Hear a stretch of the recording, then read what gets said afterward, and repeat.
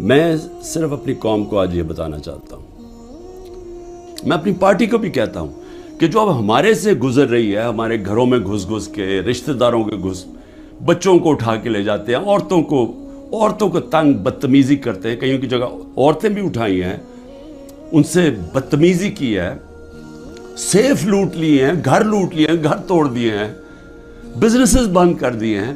تو یہ جو ہمارے سے ہو رہا ہے، یہ سارے کمزور طبقے سے ہوتا ہے پاکستان میں، جب وہ طاقتور کے سامنے اس کا ٹاکرا ہوتا ہے۔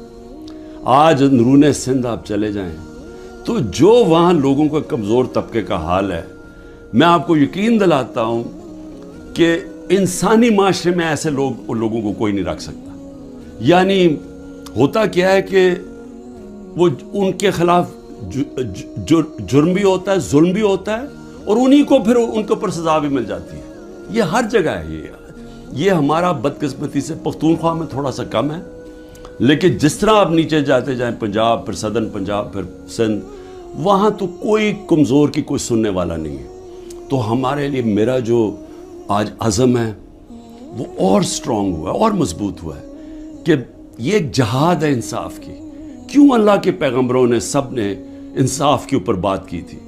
کیونکہ یہ انسانوں کو آزاد کرتا ہے، ہمارے لوگ غلام ہیں۔ حقیقی آزادی اس لیے ہے۔ تو میں اب تفتیش پہ آتا ہوں۔ تفتیش کیا تھی جی؟ کہ 9 مئی کو بہت بڑی سازش ہوئی، اور آپ مجھے پوچھ رہے ہیں کہ آپ سازش کا حصہ تھے۔ میں نے ان کو کہا سازش ہوئی، اس میں کوئی شک نہیں، وہ سازش تھی، لیکن سازش سے فائدہ کس کو ہوا اور نقصان کس کو ہوا؟ اگر سازش سے ہمیں فائدہ ہوتا تو تبھی آپ کہتے نا کہ ہم نے سازش کی ہے۔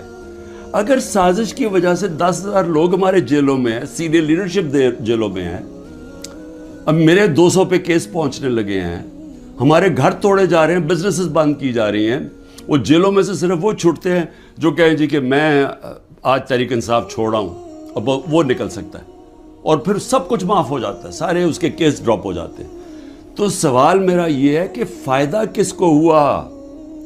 فائدہ ہوا یہ جو سارے منی لانڈررز، یہ 30 سال سے جو ملک کو لوٹ رہے ہیں، جن کے پیسے باہر پڑے ہیں، جو کہ اربوں خربوں پتی بن گئے جبکہ ملک مقروض ہو گیا ہے، یہ سارے جو آج اوپر بیٹھے ہوئے ہیں، ان کو فائدہ ہوا ہے۔